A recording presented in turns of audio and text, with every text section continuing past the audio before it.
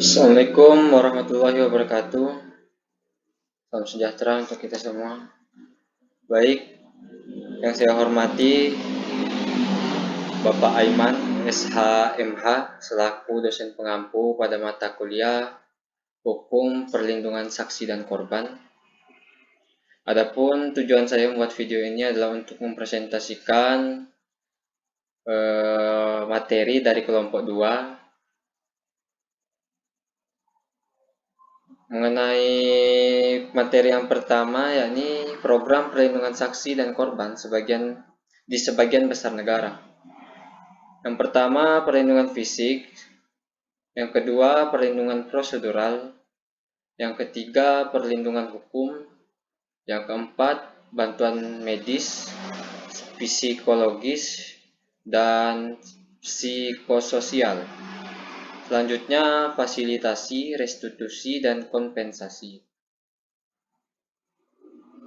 Poin yang kedua yang terdapat di dalam makalah kelompok 2 yakni adalah konsep dan dasar perlindungan saksi dan korban.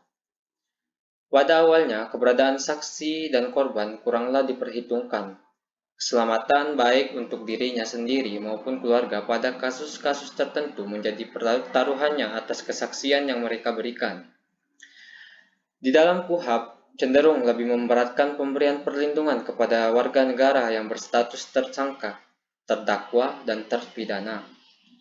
Pada tahun 2003, goodwill atau itikat baik dari pemerintah untuk melakukan perlindungan terhadap saksi dan korban mulai tampak, tetapi baru sebatas pada kasus-kasus tertentu. Selanjutnya, perlindungan yang diberikannya pun hanya dalam bentuk peraturan pemerintah atau PP, yaitu Peraturan Nomor 24 Tahun 2003 tentang tata cara perlindungan terhadap saksi, penyidik, penuntut umum dan hakim dalam perkara tindak pidana terorisme. Di sisi lain, Peraturan Nomor 57 Tahun 2003 tentang tata cara perlindungan khusus bagi pelapor dan saksi tindak pidana pencucian uang. Poin ketiga yakni mengenai pengaturan kelembagaan perlindungan saksi dan korban di beberapa negara sesuai dengan kebutuhan dan sistem hukum masing-masing. Peraturan kelembagaan perlindungan saksi dan korban dapat bervariasi dari berbagai negara sesuai dengan kebutuhan dan sistem hukum yang berlaku di masing-masing negara. Berikut adalah beberapa contoh pengaturan kelembagaan perlindungan saksi dan korban di beberapa negara. 1. Amerika Serikat. Di Amerika Serikat, perlindungan saksi dan korban diatur melalui undang-undang federal dan negara bagian. Ada program perlindungan saksi di tingkat federal yang dikelola oleh United States Marshal Service atau disingkat dengan USMS. Selain itu, setiap negara bagian juga memiliki undang-undang dan program perlindungan saksi sendiri yang dijalankan oleh penegak hukum setempat. Kedua, Inggris.